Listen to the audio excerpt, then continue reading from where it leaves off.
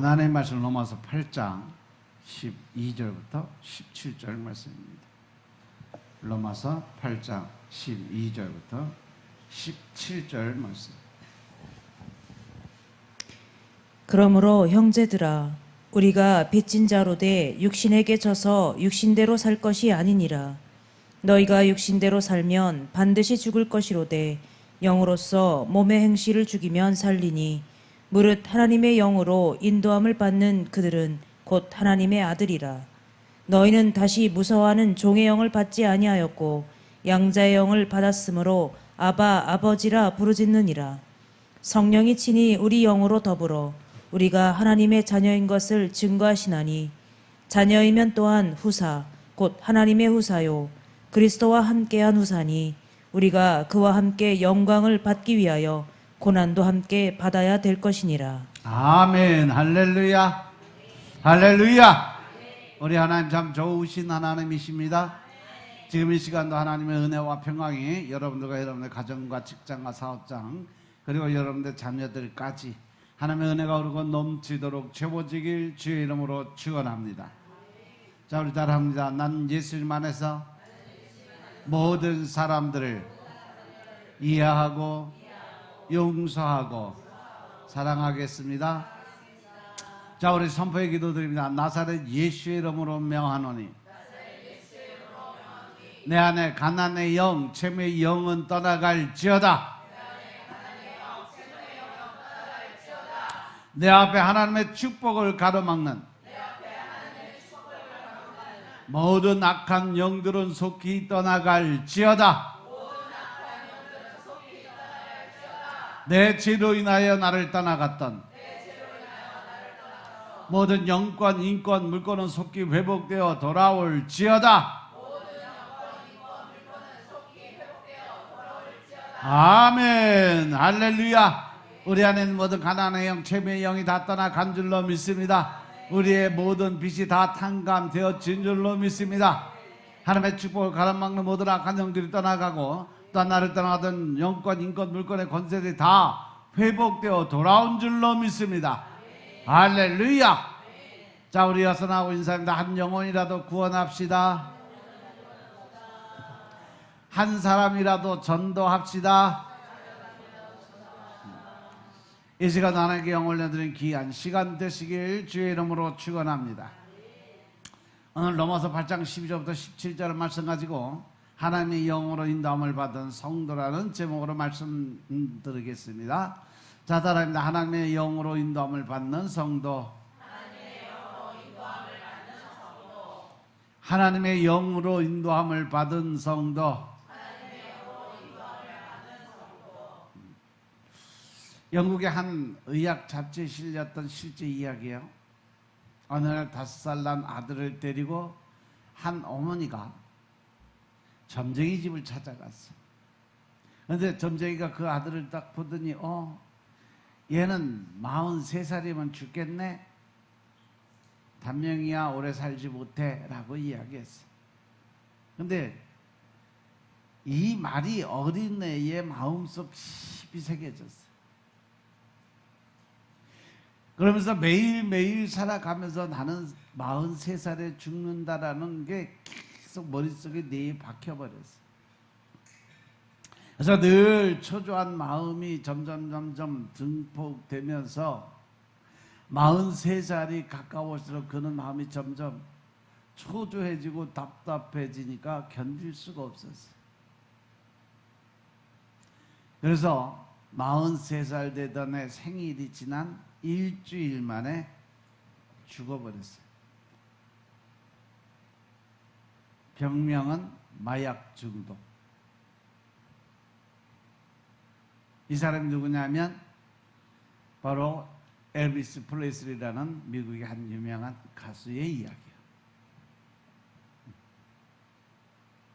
이 사람은 그가 부른 노래로 세계적인 인물이 되어서 많은 영광을 누렸지만 어릴 때 점쟁이가 말했던 그 말로 말미암아서 평생토록 어두운 그림자로부터 벗어나질 못했어요.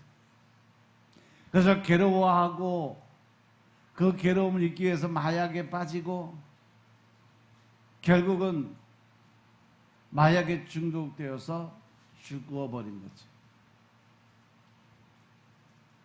아무리 화려한 인생을 살고 많은 사람들에게 추앙을 받는다 할지라도 내 마음속에 미래에 대한 희망과 또 이 하나님의 은혜에 대한 생각이 없다면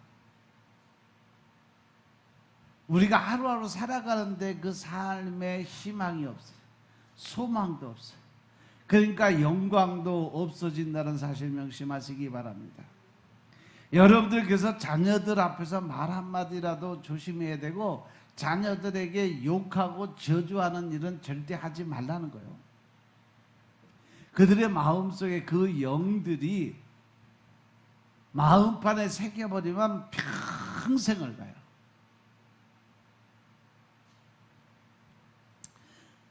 하지만 우리는 하나님을 믿는 자들이야. 하나님을 경외하고 주님께 소망을 두고 사는 사람들에게는요, 환경을 초월해서 기쁨과 감사와 평강이 있고 먼 미래, 즉 장래의 큰 복과 영광이 따르게 된다는 것을 믿으니까 항상 그들의 삶은 점점 강하고 담대한 믿음의 삶으로 변화가 되어야 될 줄로 믿으시기 바랍니다. 그래서 먼저 하나님의 영으로 인도함을 받은 성도들의 신분은 바로 하나님께 속한 하나님의 자녀인 것을 믿으시기 바랍니다. 오늘 본문 14절 15절 보니까 무릇 하나님의 영으로 인도함을 받은 사람은 곧 하나님의 아들이라고 그랬어요. 그래서 너희는 다시 무서워하는 종의 영을 받지 아니하였고 양자의 영을 받았으므로 아바 아버지라 부르짖는다고 그랬어요. 이 말씀은 하나님과 우리와의 관계를 자녀라는 단 한마디의 말로 표현을 하고 있어요. 이것은 우리의 자식으로는, 우리의 지식으로는요, 도저히 상상할 수 없는 엄청난 표현이 아닐 수 없다는 거죠. 하나님은 이 땅에 온 우주 만물을 말씀 한마디로 창조하신 전지하시고 전능하신 하나님이시기 때문이에요. 하나님께서는 우리가 가까이 가지 못할 영광스러운 빛 가운데 거하시고 감히 우리의 좁은 입술로 하나님이라고 부를 수도 없는 지극히 거룩하고 아주 높으신 분이에요. 그런데 그 하나님과 나와의 관계가 아버지와 자녀로 성립이 된다는 거예요. 이것이야말로 우리가 다 할 수 없는 우주의 은총이고 엄청난 사랑이고 놀라운 특권이 우리에게 주어졌음을 깨달으시기 바랍니다. 그래서 마르틴 루터가 오늘 본문에 나오는 하나님의 자녀라는 말씀을 보고 성경에 이 하나님의 자녀라는 이 단어가 황금 문자로 쓰여졌으면 좋겠다라는 말을 하면서 이는 지극히 찬양할 만해서 위로에 넘쳐 있는 말씀이다라고 이야기했다고 해요. 우리가 하나님의 자녀가 된 것이 얼마나 기쁘고 얼마나 행복한지 그 단어만큼은 황금 글자로 바꿨으면 좋겠다. 모든 사람들이 제대로 보고 느낄 수 있도록. 그리고 독일의 한 신학자는 뭐라 하냐면 기독교란 뭐냐 하는 질문에 대답하기 위해서 기독교의 원리를 철저히 연구해 본 결과 세 가지적, 즉 기독교는요 하나님을 아버지로, 자신을 하나님의 자녀로, 이웃을 형제로 생각하는 것이 바로 기독교의 본질이다라고 얘기했어요. 우리 성도들은요 하나님을 아버지라고 부르고 있어요. 우리가 늘 드리는 주기도문에는요 하나님이란 단어가 없어요. 특별하죠? 그 대신 하늘에 계신 우리 아버지께 영원히 있사옵나이다 라고 아버지라는 단어, 하나님 대신 아버지란 단어를 쓴 것을 볼 수가 있어요. 여기에 다른 설명이 필요 없다는 거죠. 우리 기독교인들은요, 신앙 고백이 바로 아버지 앞에 드린다는 사실 명심하시기 바랍니다. 아버지는 자식을 생명처럼 사랑해요.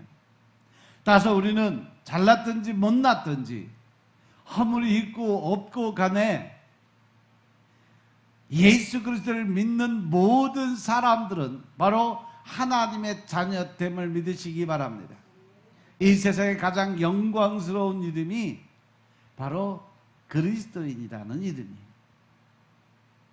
이 이름을 얻지 못하면 우리는 여전히 죄 아래 놓여 있고 멸망과 심판을 받게 될 것임을 깨달으시기 바랍니다. 우리가 예수 그리스도를 믿음으로 죄 용서함을 받고 하나님의 자녀가 되었고 천국에 들어갈 수 있었음을 깨달으시기 바랍니다. 앞에 로마서 8장 9절 10절에 보시면요, 만일 너희 속에 하나님의 영이 거하시면 너희가 육신에 있지 아니하고 영에 있다고 그랬어요. 그래서 누구든지 그리스도의 영이 없으면 그리스도의 사람이 아니다. 또 그리스도께서 너희 안에 계시면 몸은 죄로 인해서 죽은 것이지만 영은 의를 위해서 산 것이라고 기록이 되어 있습니다. 로마서 8장 1절부터 11절 한번 쭉 읽어보겠습니다. 로마서 8장 1절부터 11절 말씀. 그러므로 이제 그리스도 예수 안에 있는 자에게는 결코 정죄함이 없나니 이는 그리스도 예수 안에 있는 생명의 성령의 법이 죄와 사망의 법에서 너를 해방하였음이라. 율법이 육신으로 말미암아 연약하여 할 수 없는 그것을 하나님은 하시나니 곧 죄를 인하여 자기 아들을 죄 있는 육신의 모양으로 보내어 육신의 죄를 정하사 육신을 좇지 않고 그 영을 좇아 행하는 우리에게 율법의 요구를 이루어지게 하려 하심이니라. 육신을 좇는 자는 육신의 일을, 영을 좇는 자는 영의 일을 생각하나니 육신의 생각은 사망이요 영의 생각은 생명과 평안이니라. 육신의 생각은 하나님과 원수가 되나니 이는 하나님의 법에 굴복치 아니할 뿐 아니라 할 수도 없음이라. 육신에 있는 자들은 하나님을 기쁘시게 할 수 없느니라. 만일 너희 속에 하나님의 영이 거하시면 너희가 육신에 있지 아니하고 영에 있나니 누구든지 그리스도의 영이 없으면 그리스도의 사람이 아니라. 또 그리스도께서 너희 안에 계시면 몸은 죄로 인하여 죽은 것이나 영은 의를 인하여 산 것이니라. 아멘. 할렐루야. 바로 이 말씀이 성령 하나님이 이끄시는 길이요. 앞에 7장의 말씀 보면 사도 바울이 아주 절규가 있어. 오호라 나는 곤고한 사람이로다. 이 사망의 몸에서 누가 나를 건져내려는 그 비탄의 고백이 우리 가슴속을 짓누르고 있을 때 사도 바울은 이 8장이라는 새 시대를 활짝 열어주면서 놀라운 승리의 선언을 하게 됩니다. 이 선언은 단지 인간의 노력이 아닌 오직 하나님의 전적인 은혜와 하나님의 능력 위에 세워진 진리의 웅장한 교향곡 같은 그러한 말씀입니다. 우리가 오늘 이 말씀을 깊이 묵상할 때 우리는 죄와 사망에 짙은 그림자 아래서 해방이 되고 또 더 나아가서 성령 안에서 누리는 영광스러운 자유와 영원한 생명의 빛을 보게 될 것임을 깨달으시기 바랍니다. 우리가 가장 먼저 가장 분명하게 붙들어야 될 진리는 바로 1절 말씀의 선포입니다. 이제 그리스도 예수 안에 있는 자에게 뭐가 없다? 결코 정죄함이 없다. 정죄함이 없나니 이 말씀은 단순히 위로의 말씀이 아니라 법정에서 내려진 최종 판결의 모습이에요. 여기서 정죄함은 유죄 판결의 형벌을 의미해요. 우리는 죄의 종이었고 율법 아래서 마땅히 죽음의 형벌을 받아야 될 그럴 사람들이었어요. 하지만 이제 우리는 그리스도 예수 안에 있다는 거죠. 그래서 이 두 글자 안에는요, 우리의 존재론적 위치, 우리의 새로운 신분과 운명을 결정짓는 절대적인 연합을 의미하고 있음을 깨달으시기 바랍니다. 마치 물고기가 물 안에 살고 새가 공기 안에 사는 것처럼 우리의 삶과 존재의 근거 자체가 바로 예수 그리스도의 구속 사역 안에 뿌리를 내리고 있다는 것이죠.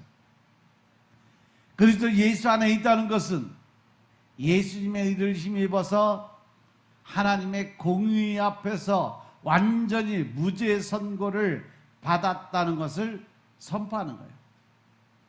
우리가 예수를 믿게 되고 그 예수를 그리스도라고 입으로 시인했을 때 하나님은 우리에게 이제 죄인에서 의인의 삶으로 이제 바꿔주신다는 거죠.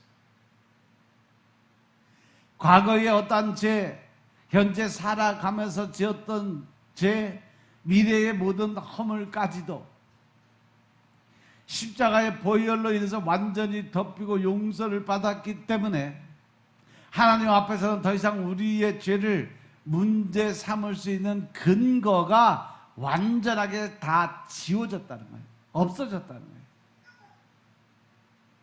이래서 죄인의 삶에서의 의인의 삶으로 바뀌게 되는데, 우리가 한번 그랬다고 해서 그것이 영원히 지속되냐? 아니라는 거예요. 태초에 하나님이 만드신 아담과 하와도 보면 그들은 죄가 전혀 없는 깨끗한 영으로 지음을 받았어요. 그런데 그들이 이 세상에 나와서 이 사단의 권세와 같이 이 공동의 삶을 살다 보니까 죄로 물들어 버렸어요. 그래서 결국은 그 에덴 동산에서 쫓겨나는 역사가 일어났어요. 그래서 우리가 하나님의 자녀로 죄인에서 의인으로 인정을 받고 산다 할지라도 절대적인 분명한 우리가 하나님의 자녀로 인정받기 위해서 해야 될 일이 있다는 거죠. 그래서 그것이 뭐냐? 바로 영적인 훈련이에요. 그 영적인 훈련을 통해서 하나님과 관계가 계속 회복돼야 되고, 또 새롭게 우리가 하나님의 말씀을 받고 느낀 대로 나아가서 전하는 자의 사명까지 감당해야 된다. 믿으시면 아멘 합시다. 믿으시면 아멘 합시다. 과연 나는 지금 어떠한 모습으로 서 있나, 나 자신을 한번 돌아보시기 바랍니다. 예수 그리스도께서 마지막으로 우리에게 유언을 하다시피 하신 말씀이 나가서 전하라는 말씀이에요. 복음을 들고 나아가서 전하라고 하신 말씀이 바로 예수님의 유언적인 말씀이에요. 과연 나는 얼마나 하나님의 말씀을 듣고 깨닫고 그것을 실천하는 삶을 살고 있는지 한번 돌아보시라는 거죠.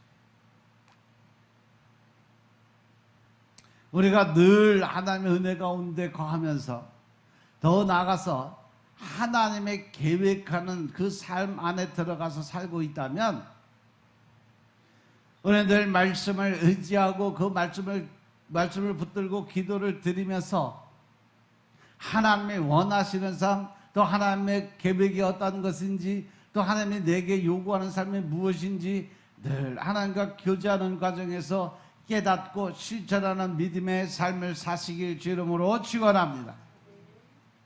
아멘. 그 다음에 어떻게 이 놀라운 해방이 가능해졌을까? 2절에 보니까 그 원리가 있어요.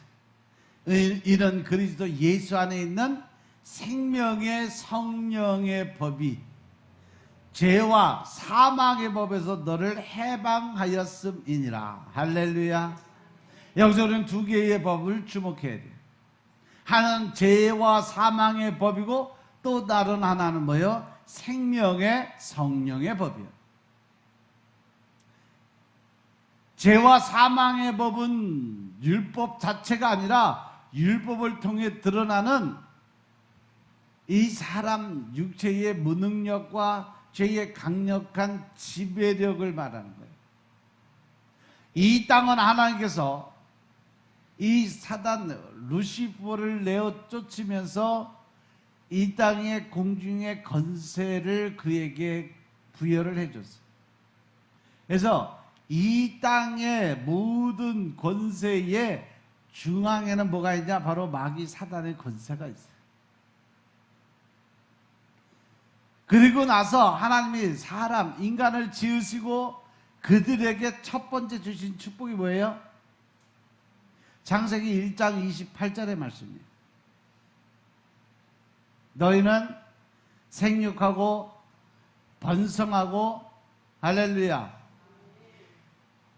생육하고 번성하고 땅에 충만한 삶을 땅에서 이 땅에 살아가면서 충만한 은혜 가운데 축복 가운데 살아라.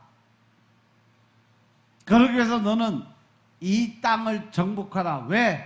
이 땅의 모든 권세를 누구에게 줬어요?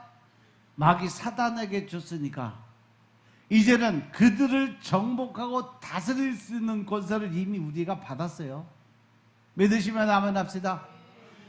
믿으시면 아멘 합시다. 그래서 바다의 고기와 공중의 새와 땅에 움직이는 모든 생물을 다스리라고 하셨어요. 이것은 바로 그들을 우리의 양식으로 주시는 거예요. 먹고 살 수 있게. 그래서 여러분들이 지금 바다의 고기, 공중의 새, 땅에 움직이는 모든 생물들을 먹어 안 먹어? 다 먹어요. 바퀴벌레도 잡아서 튀겨 먹어. 동남아는 구더기 같은 게 그렇게 맛있대. 애벌레 구이도 있어요.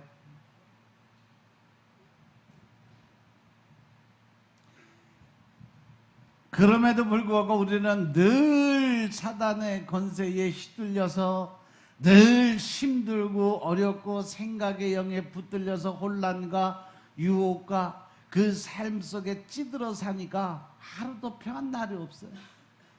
주님께서는 우리에게 늘 평안과 위로를 주시고 또 하나님이 우리에게 주시는 담대함을 마귀 새끼들한테 빼앗기고 나니까 늘 근심하고 걱정하며 살아가는 게 일상생활이 됐어요. 이 시간 주님이 주신 담대한 믿음이 여러분들 안에 임하시길 주로 축원합니다. 우리가 이 죄와 사망의 법은 율법 자체가 아닌 율법을 통해 드러나는 인간의 무능력과 죄의 강력한 지배력을 말한다는데 마치 중력의 법칙처럼 우리가 선을 행하고자 아무리 노력을 해도 결국은 죄로 기울게 만들고 마침내 영적인 죽음에 이르게 하는 절대적인 힘과 권세를 가진 자가 바로 마귀고 사단입니다. 반면 생명의 성령의 법칙은요 마치 비행기의 양력과 같아요. 죄와 사망의 중력을 이겨내는 새로운 원리마저 이 안에 능력으로 임하게 됨을 깨달으시기 바랍니다. 성령님 우리 안에서 역사하시고 우리를 죄의 습성에서 벗어나게 하시고 영적인 생명력을 불어넣으시고 하나님을 기쁘시게 하는 방향으로 우리의 의지를 새롭게 이끌어 가시고 인도하시는 분이 바로 성령님이심을 깨달으시기 바랍니다. 이 새로운 법은 율법이 할 수 없었던 그 모든 일들을 가능하게 만들어준 것이 바로 이 생명의 성령의 법인 것임을 깨달으시기 바랍니다. 그래서 사도 바울이 3절 4절에서 이 해방의 근본적인 과정을 설명하는데 율법은 본질적으로 거룩하고 선한 모습이지만 우리의 육신으로 말미암아 연약해서 할 수 없었던 법이 바로 이 율법이라는 거예요. 율법은 우리가 해야 할 것을 보여주었지만 그것을 행할 수 있는 힘과 능력은 주지 않았다라는 거예요.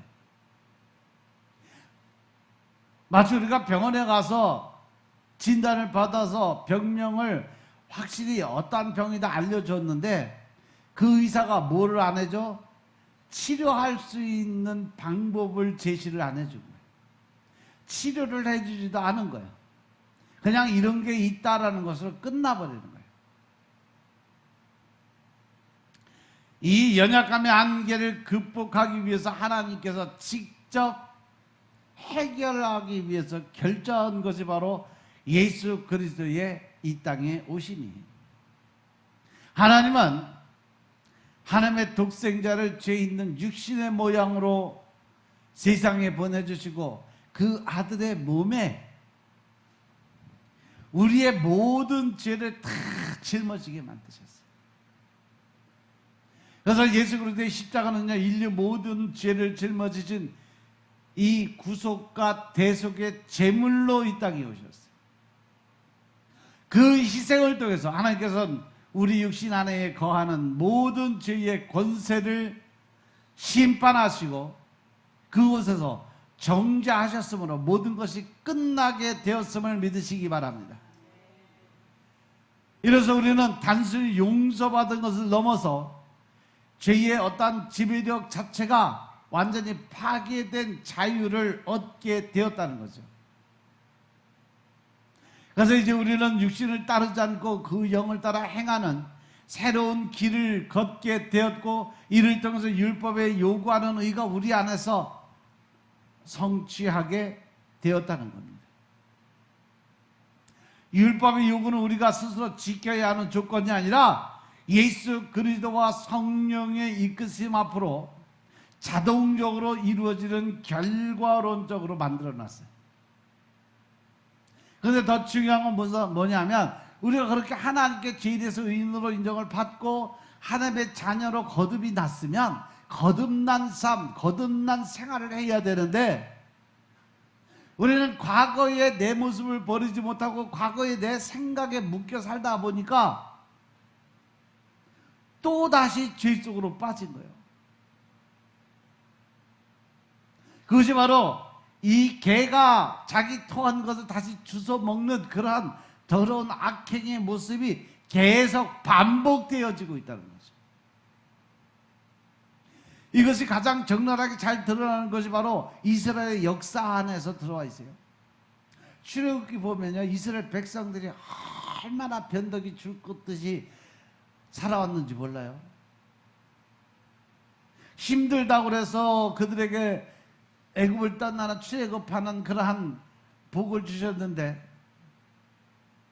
그 기쁨도 잠시요. 2, 3일 지나고 나니까 그때부터 하나님에 대한 원망과 불평이 쏟아지고 과거 회귀 본능으로 다시 옛날에 애굽에서 고생하던 그 시절로 내가 돌아갔으면 좋겠다. 차라리 그냥 그곳에서 그냥 가만히 앉아서 힘들게 노동을 해도 주는 밥 먹고 살았으면 좋겠다라는 그 생각이 계속 반복돼요.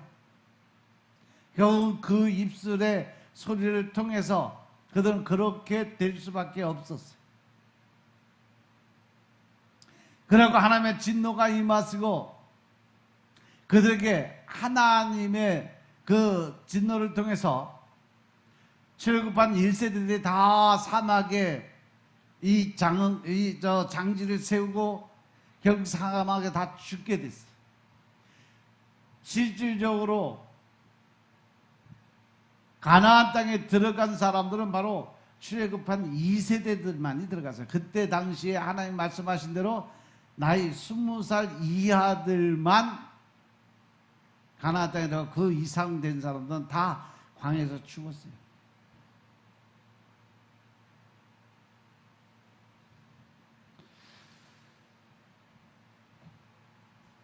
우리도 지금 마찬가지입니다. 내가 어떻게 사느냐, 내가 어떠한 생각을 갖고 사느냐, 내가 어떠한 모습으로 이 땅을 살아가느냐, 결정은 여러분들이 합니다. 단지 그것을 정죄하고 심판하시는 분은 하나님이심을 깨달으시기 바랍니다. 사람은 한번 태어나서 죽는 것은 당연한 거지만 그 마지막에는 반드시 뭐가 있다? 심판이 있다는 사실 명심하시기 바랍니다. 여기서 우리의 삶은 근본적인 변화를 맞이하게 되죠. 5절부터 8절의 말씀은요, 우리가 살아야 될 두 가지 근본적인 삶의 태도에서 그 두 가지 마음가짐을 대조합니다. 여기서 이야기하는 대조는 뭐냐? 육신을 따르는 자, 즉 세상의 것을 버리지 못하고 자꾸 세상을 향해서 다시 돌아가는 그러한 사람과 성령의 법을 따르는 사람들의 모습이에요. 육신을 따르는 자는 육신의 일을 생각해요. 여기서 생각한다는 단순한 사고를 넘어서 전반적인 삶의 방향과 그들이 가지고 있는 관심을 이야기하는 거예요. 그들이 어떠한 생각을 갖고 어떠한 말을 하고 사느냐. 그런데 이 육신을 따르는 자는요, 세상 것에만 집중하지 하나님의 말씀, 하나님의 언어들은 전혀 사용을 안 한다는 거예요. 육신의 일에 마음을 두는 것은 곧 죄는 사망을 낳는다 그랬어요. 결국 그들이 입술에서 나오는 말을 듣고 우리가 본문으로 인해서 그 사람이 천국 사람인지 지옥 사람인지, 육신의 사람인지 성령의 사람인지를 판단할 수 있다라는 사실 명심하시기 바랍니다. 우리도 생각할 때 저 사람이 세상 거 아직 못 버렸구나, 아직도 저게 세상의 그 욕심을 버리지 못했구나, 아직까지도 돈의 욕심을 버리지 못했구나, 명예의 욕심을 버리지 못했구나, 이 육신의 그 정욕과 안목의 정욕과 이생의 자랑의 그 모습을 버리지 못하고 살아가니까 결국 저 사람 지옥 가겠구나, 이 생각이 안 들겠냐고. 사람들도 그렇게 생각하는데 하나님은 어떻게 생각하냐는 거죠. 우리보다 모든 걸 더 우리의 머리부터 손톱까지 다 알고 계신 그 하나님이 우리 속에 있는 마음을 모르실까?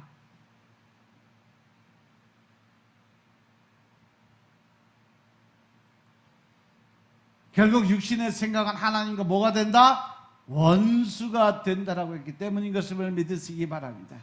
육신은 하나님의 법에 복종하지 않을 뿐 아니라 할 수도 없다고 그랬어요. 육신은 죄의 강력한 프로그램이 내장된 상태 같아서 하나님을 향한 거부감과 자기 중심적인 욕망 외에는 도저히 생각할 수가 없어요. 그래서 모든 생각과 모든 말과 모든 판단하는 행동이 자기 중심적이에요. 내가 한번 옳다라고 생각한 것은 그건 옳은 거예요, 무조건.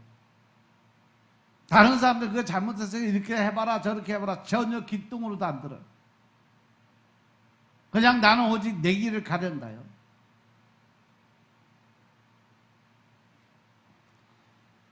그것이 바로 육신의 생각이 하나님과 원수되는 일인 것임을 깨달으시기 바랍니다.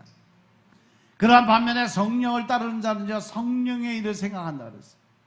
이처럼 성령의 일에 마음을 두는 것은 우리에게 평안과 또 새로운 생명의 주인이 되심을 깨달으시기 바랍니다.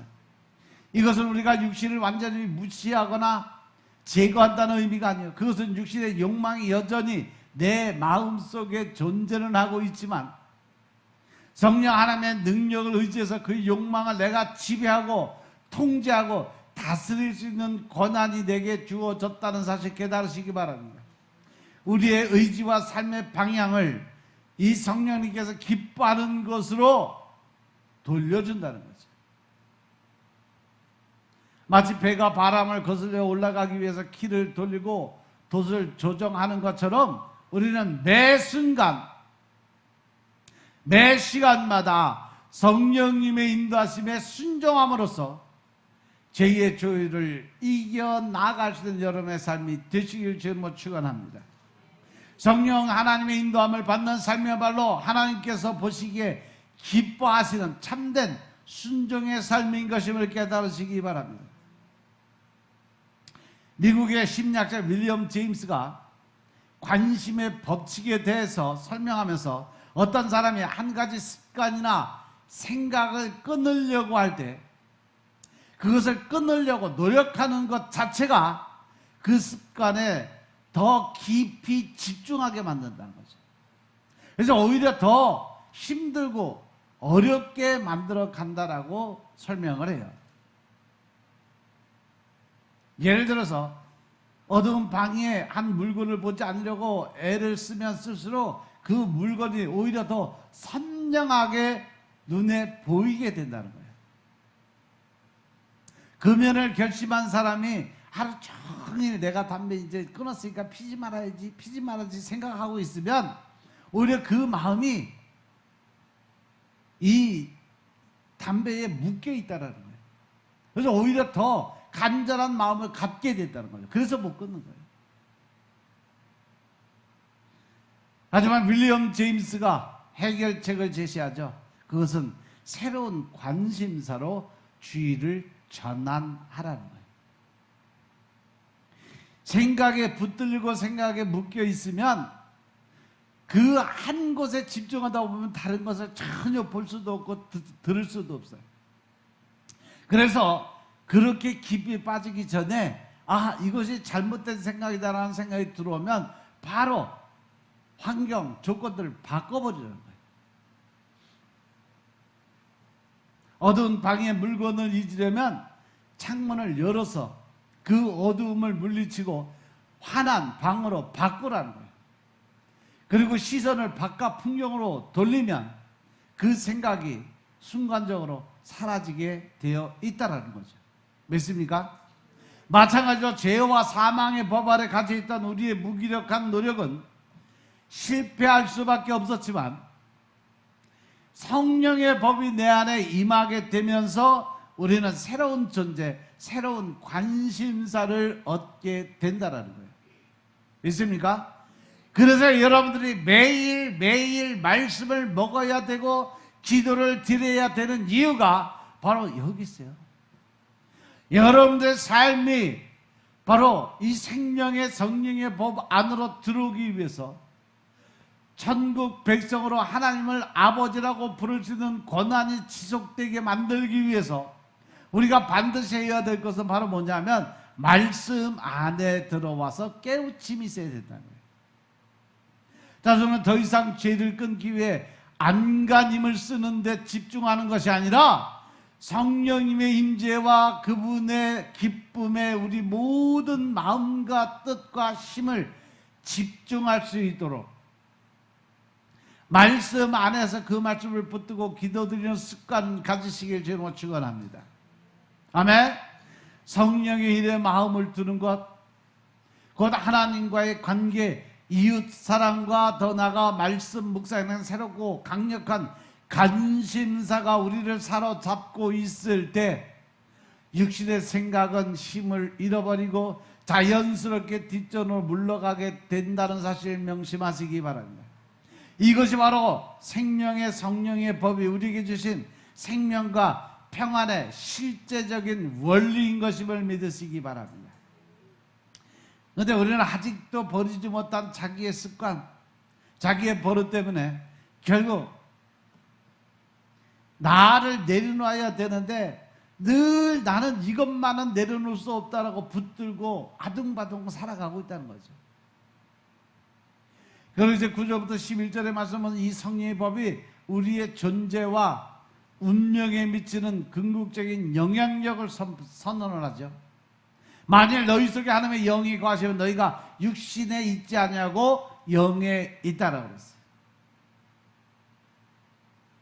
성령님의 내주는요, 그리스도인의 가장 확실한 정체성의 증거예요. 더 나아가서 성령을 모시지 않는 자는 그리스도의 사람이 아니다 라고 아주 단언을 해버려요. 우리가 성령을 소유했다는 것은 우리가 더 이상 육신의 지배 아래 있지 않고 영적인 존재로 새롭게 태어났다는 것을 의미해요. 성령님이 내 안에 들어와 계시다는 단순한 감정적 체험이 아니라 장차 우리들에게 임할 부활의 영광에 대한 확실한 보증인 것임을 깨달으시기 바랍니다. 10절은 몸과 영의 관계를 정확하게 설명합니다. 10절 같이 합독하겠습니다. 시작. 또 그리스도께서 너희 안에 계시면 몸은 죄로 인해서 죽은 것이나 영은 의를 인하여 산 것이니라. 할렐루야. 할렐루야. 성령님이 내 안에 들어와 계시면 몸은 죄로 인해서 이미 죽었지만 이 영은 성령님, 즉 하나님과 동행하는 삶을 살기 때문에 우리는 제2의 삶을 살아갈 수 있는 조건이 주어졌다는 거예요.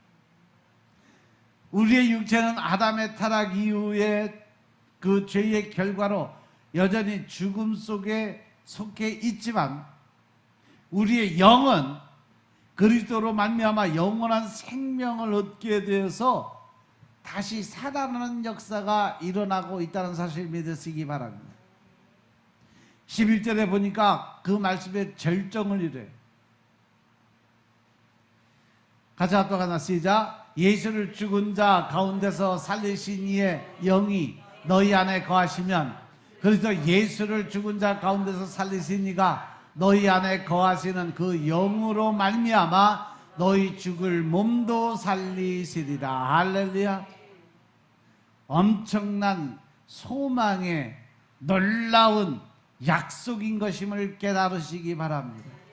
우리 안에 거하시는 성령님이 예수님을 무덤에서 일으키신 바로 그 동일한 창조적이고 부활의 능력자이심을 믿으시기 바랍니다.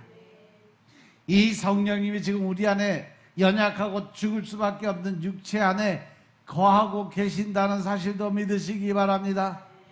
따라서 성령님이 우리 안에 거하고 계신다는 것은 우리가 이 땅에서 이 육신의 연약함과 씨름하고 살아가고 있지만 장차 그리스도의 재림시에 우리의 몸까지도 영광스러운 부활로 변화될 것이라는 확실하고 변하지 않는 보증서와 같다는 사실 명심하시기 바랍니다. 그래서 제가 여러분들에게 늘 말씀드린 것처럼 우리가 성령의 세례를 받지 않으면, 즉 성령님을 내 안에 모셔드리고 인정하지 않으면 우리는 결코 하나님의 자녀로 성장할 수가 없다는 사실 명심하시기 바랍니다. 그래서 하나님의 말씀 안에서 성령님이 우리 안에서 알려주고 깨우쳐주고 말씀하시는 소리를 듣고 그 성령님이 인도하시는 대로 우리가 따라가는 삶을 살아야 된다는 사실 명심하시기 바랍니다. 성령님은 단순한 보혜사가 아니라 구원의 완성을 이끌어 가시는 하나님 능력 그 자체인 것임을 깨달으시기 바랍니다. 따라서 로마서 8장 1절부터 11절 말씀은요, 우리에게 정죄함이 없는 새로운 삶을 도전하도록 만들어줘요.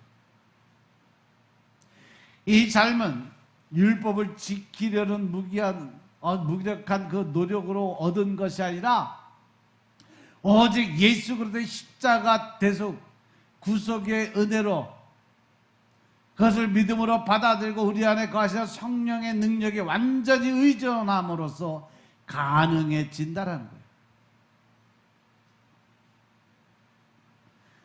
따라서 우리 여러분들은 죄와 사망의 중력에서 벗어나시길 주님으로 축원합니다.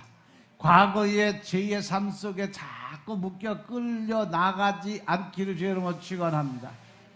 오직 성령 하나님의 말씀을 붙들고 그 말씀 안에서 성령님이 이끌어 주시는 대로 이끌림을 당하는 여러분의 삶이 되시길 주님으로 축원합니다. 여러분들 안에 담대함의 믿음이 임하게 되면 우리는 매일 아침 눈을 뜰 때 나는 그래도 예수 안에 있는 자이므로 결코 정죄함이 없다. 매일매일 선포하시길 주님으로 축원합니다. 나는 그래도 예수 안에 있는 자이므로 결코 정죄함이 없다. 이 말씀을 늘 묵상하면서 어떠한 두려운 생각이나 혼란한 생각이나 근심 걱정의 생각이나 나를 지배하고 있는 사단의 권세들이 임하게 될 때 우리는 담대하게 선포하시기 바랍니다. 나는 그래도 예수 안에 있는 자므로 결코 정죄함이 없다. 내 안에 있는 모든 사단의 권세들은 떠나가라. 마귀들은 떠나갈지어다. 생각의 영은 떠나가라. 나를 혼란케 하는 혼란의 영들은 떠나가라. 다 저 무저기로 들어갈지어다 선포하고 기도드리시기 바랍니다. 그것이 우리가 주님이 주시는 담대함을 사용하는 그 마음인 것임을 깨달으시기 바랍니다. 그리고 하루를 마칠 때까지 육신의 일이 아닌 성령의 일에 마음을 두고 생명과 평안을 누릴 수 있는 그러한 여러분의 삶이 되시길 주님으로 축원합니다. 여러분들의 죽을 몸 안에 부활의 능력이 거하고 있음을 깨달으시기 바랍니다. 성령님께서 이끄시는 새로운 삶의 길을 담대하게 걸어 나가시길 주로 축원합니다. 우리에게는 영원한 생명의 보증이 있어요. 이 진리를 붙잡고 승리하는 복된 삶을 살아가시길 주의 이름으로 간절히 축원합니다. 이 로마서 8장 1절부터 11절 죄와 사망의 법 아래에 있던 인간이 예수 그리스도의 구속과 대속의 은혜 안에 성령님이 내주를 통해 얻게 된 새로운 신분과 생명의 원리를 선포하죠. 여기에 핵심 메시지는 뭐냐? 그래도 예수 안에 있는 자에게는 결코 정죄함이 없다는 거죠. 이 해방은 율법이 육신 때문에 할 수 없었던 의의 성취를 하나님께서 아들을 통해서 이루시고 성령을 보내심으로 가능하게 만들어줬다는 거예요. 그래서 성도는요, 이제 육신을 따른 사망의 삶이 아닌 성령을 따르는 생명과 평안의 법을 알게 되고 그러한 삶을 살기 위해서 노력해야 된다는 사실 깨달으시기 바랍니다. 성령님은요, 그리스도인의 현재 이 삶의 방향뿐 아니라 장차 우리의 죽을 몸을 살리실 부활의 능력에 대해서 확실하게 보증을 해준 사람, 하나님이세요. 그렇기 때문에 그 모습을 우리에게 예수 그리스도를 통해서 직접 보고 듣고 깨닫게 만들어 주신 분이 성령 하나님이심을 깨달으시기 바랍니다. 1절의 말씀처럼 정죄함의 해방, 즉 결코 정죄함이 없다는 선언이 과연 나에게 주는 감격과 안도감은 무엇일까? 이 말씀을 묵상하면서 한번 돌아보시기 바랍니다. 내가 이 결코 정죄함이 없다는 이 선언, 예수 그리스도 안에 있는 사람들은 또 다른 정죄함이 없다는 것이 과연 내 안에 어떻게 생각으로 또 어떠한 결단으로 들어오는지 한번 돌아보시기 바랍니다. 이 확신이 흔들릴 때 나는 무엇을 바라봐야 될까? 한번 생각해 보시기 바랍니다. 여러분들이 이제 한 6개월 선포했죠. 가난의 영, 채무의 영이 떠나가라. 축복 가로막는 더러운 사단은 떠나가라. 또 하나님의 어떤 영적인 권세 능력을 회복되는 그러한 선포의 기도를 드렸을 때 요즘에 이제 서서히 하나둘 해결되는 모습들이 보여요. 성도들 안에. 우리 김나경 집사님 오늘부터 김미경으로 이름 다시 회복시켜놨어요. 하나님이 빚진 거 한순간에 다 갚아서 아예 지워버렸어. 그래서 이제 완전히 해방됐어. 자기 이름도 찾고 신용도 회복하고. 어제 기뻐서 전화가 왔더라고. 목사님 제 거 다 없어졌대요.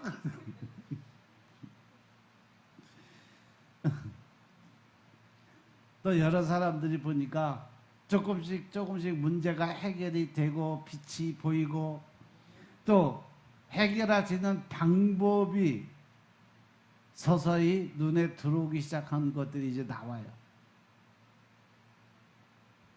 이제 여러분들이 과연 어떠한 마음가짐으로 어떻게 그 모습을 바라보고 있는지, 내 안의 믿음은 그 말씀을 선포하면서 하나님이 이렇게 해줄 것을 얼마나 기대하고 또 얼마나 그것을 간절히 원하는지. 하나님이요, 어떠한 일을 내가 그거 이렇게 해줄게 저렇게 해줄게 약속을 하셨다고 할지라도 너희가 기도를 드려서 내가 듣지 아니하고 내가 그것을 이루지 않는 것은 너희 안에 뭐가 있기 때문이다? 자기 욕심, 자기의. 그것 때문에 내가 너희의 기도를 들어주지 못한다 그랬어요. 그리고 또 내가 너희의 기도를 듣지 않는 이유는, 이루어지지 않는 이유는 한 가지밖에 없어. 너희 안에 뭐가 없다? 간절함이 없기 때문이다. 그것은 요즘에 하나님 우리에게 제가 드리는 기도를 듣고서 말씀하시는 그 말씀을 여러분에게 전해주는 거예요.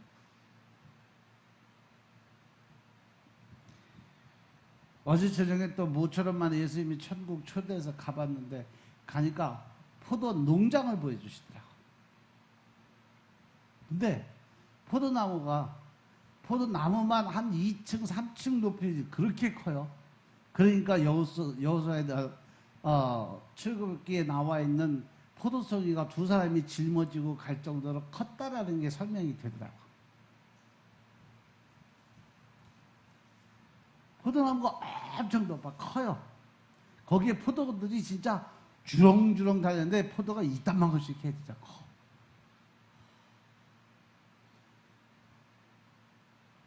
그 예수님이 따먹으러 내가 많이 따먹고 왔는데 엄청 맛있어. 포도 향기가요 얼마나 좋은지 몰라. 하늘나라 가수원에 가서 과일나무 따먹은 사람들 꽤 있던데 보니까 먹어본 사람들은 이 땅의 과일은 맛대가리가 없는 거야. 아무리 맛있어도.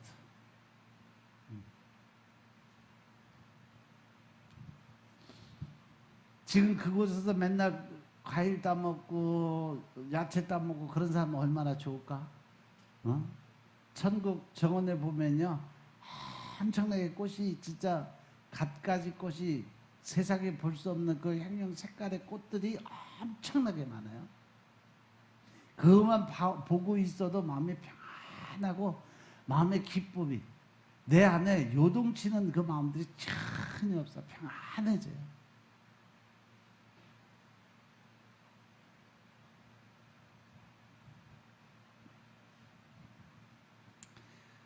여러분들 영안의 눈이 띄어지면 이제 그 모든 모습으로 천국에 또 자기 집들이 있어요.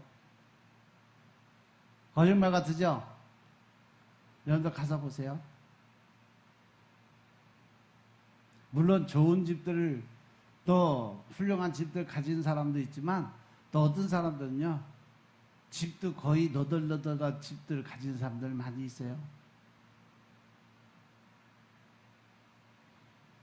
옷도 세마포옷을 단정하게 입거나 오히려 이 천성에서 입는 이 황금옷을 입는 그러한 사람들도 있는가 하면 천국은 가긴 가는데 부끄러운 구원. 천국에서 입을 수 있는 옷조차도 그 정도로 빡빡하게 신앙생활했던 사람들의 모습들도 있어요.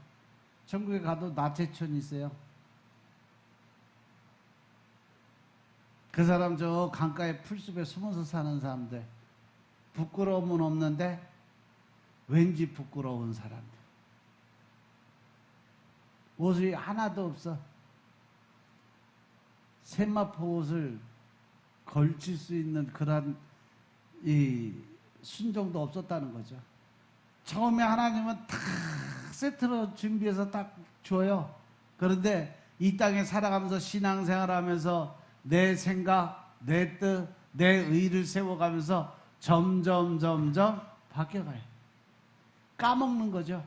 하나님이 주신 그 축복을 자아로 자기 생각, 자기 고집, 아집 그것에서 점점 까먹어서 2층 집이 1층 집 되고 1층 집이 초가집 되고 초가집이 점점 구멍 뚫려 점점 없어져.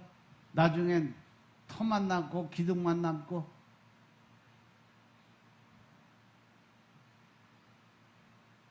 불쌍한 사람들은요 자기 창고에 쌓아놓은 게 없어서요 어마어마한 천조가리 하나만 달랑 들고 집도 없어요.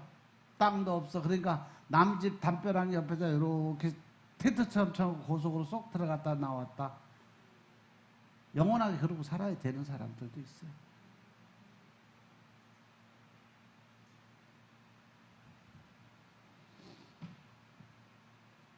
제가 왜 자꾸 이 천국의 이야기를 말씀드리냐면 지옥의 이야기하는 것보다 더 천국을 그리워해야 될 것 같아요. 남들은 지옥 얘기를 더 많이 해야 된다고 하는데 하나님은 천국을 소개해 주기를 원하세요. 가서 천국을 전해라. 여러분들 천국의 소망을 가져야지 지옥에 대한 불쾌감을 갖는 것보다 천국의 소망을 가지고 천국을 향해 나갈 수 있는 믿음의 삶을 살아야 여러분이 진짜 하나님의 사람들로 성장할 수 있는 조건이 되는 거예요. 여러분들 자신이 한번 들어보세요. 과연 나는 천국의 집이 어떨까? 천국에서 입는 내 옷은 어떨까? 새만 보고 옷은 제대로 내가 걸쳐 입고 살 수 있을까? 쓸데없는 고집가지보로 인해서 아무것도 없이 그냥 세마보호조차도 얻지 못하고 다 까먹은 건 아닐까?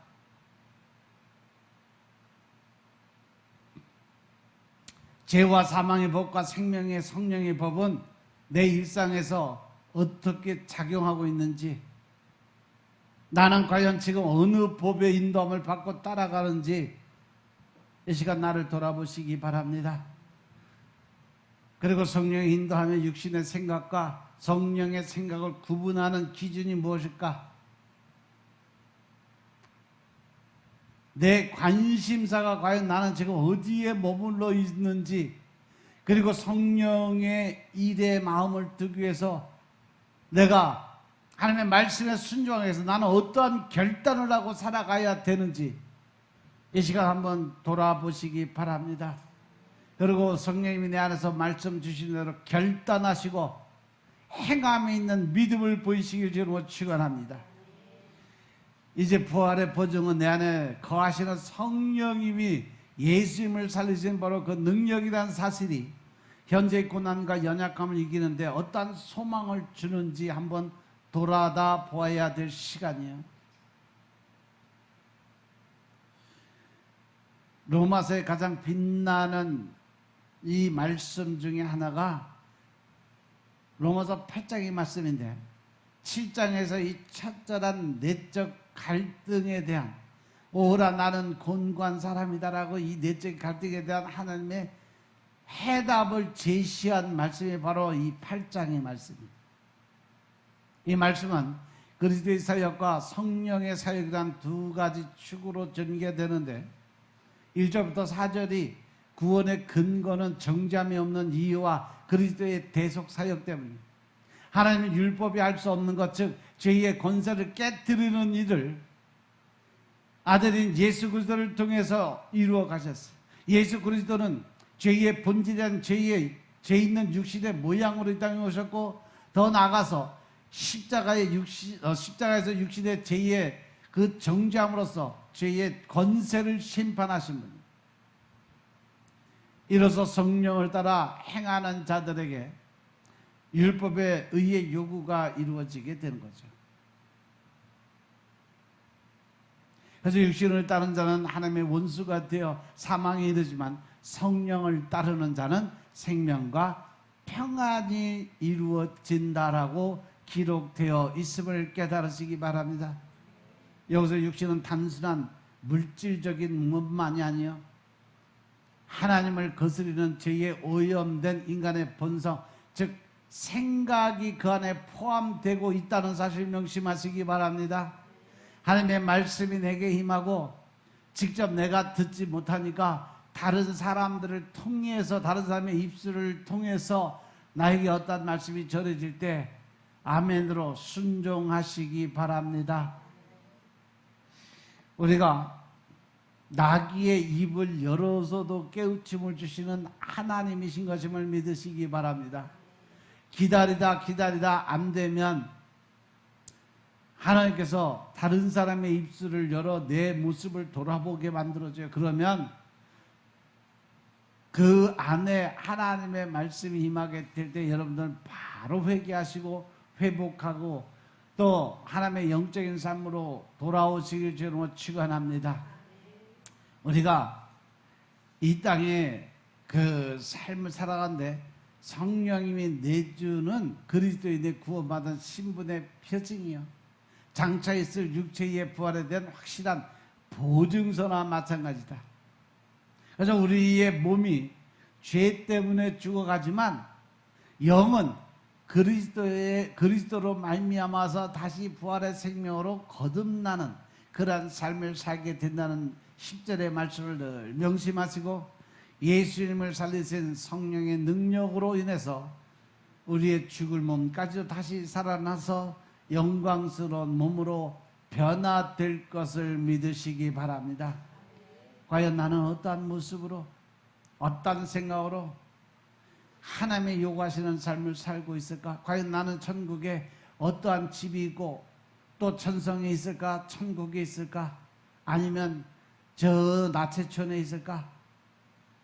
세상에 이 구원받은 방법이 부끄러운 구원이라고 설명하는 건, 부끄러운 구원은요, 예수 믿으면서 말씀대로 의지하지 않고 자기 고집대로 살아가서 천국에 있는 집 다 까먹은 사람이 부끄러운 구원이요. 죽기 직전에 아멘 할렐루야 믿습니다, 주님 제가 이제 예수님을 내 주로 모십니다 고백하고 돌아가신 분은요, 천국에 기본 셋업이 있어요. 하나님이 세상에도 자식들이 시집가고 장가가면, 결혼식 하면은 한 살림 챙겨주잖아. 똑같아요, 거기 가면. 근데 그거를 그대로 받아서 또 잘하는 사람은 늘려서 더 큰 집, 또 더 좋은 집, 더 많이 하시는 분은 저 천성의 황금집까지도 다 이루어 가는데, 말씀에 순종하지 않고 자기 생각대로 자기 방법대로 살아갔던 사람, 남을 시기하고 질투하고 판단하고 정죄하고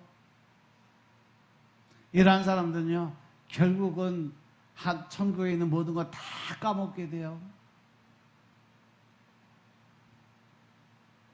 여러분들 자녀들에게 야단치고 혼내고 저주할 때마다 여러분들 저 천국의 천성에 있는 집에 보석들이 하나둘 떨어져 나가는 거 모르시죠? 여러분들이 잘못된 말 한마디, 또 마음속으로 심판하고 정죄하는 그것 때문에 천국의 나무가 하나씩 죽어가는 거 모르죠?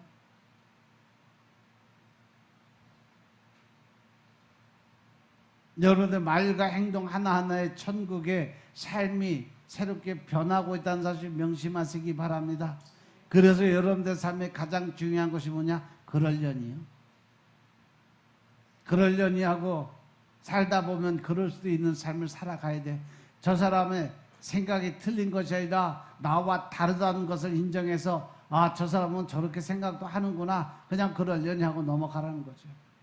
왜 내 생각이 틀릴까? 왜 저 사람의 생각은 왜 나하고 다를까? 이 생각을 가지고 자꾸 판단하고 정죄한 습관이 그게 잘못된 생각이고 잘못된 판단이라는 거예요. 이제부터 여러분들 서로 협력해서 선을 이뤄갈 수 있는 믿음의 삶을 사시길 주님으로 축원합니다. 기도드리겠습니다. 아버지 하나님 감사드립니다. 오늘도 하나님의 영으로 인도함을 받는 성도들의 모습이었다 한지, 또 그것을 인해서 하나님 우리에게 요구하는 삶이 어떤 삶인지를 알고 깨닫게 하시니 감사합니다. 늘 신령과 진정의 마음으로 주님의 뜻대로 하나님의 방법대로가 변화되게 하옵소서. 그래 하나님이 원하시고 계획하심이 무엇인지 알고 깨닫고 이제 하나님이 원하시는 삶, 하나님이 명령하시는 삶, 하나님이 요구하시는 삶으로 순종케 하옵소서. 복종케 하옵소서. 오직 주님의 영적인 권세와 능력 안에 쓰임받는 도구로 우리의 삶이 바꿔질 수 있도록 축복하옵소서. 모든 말씀 우리 주 예수 그리스도의 이름으로 감사드리며 기도드려 싸움나이다. 아멘.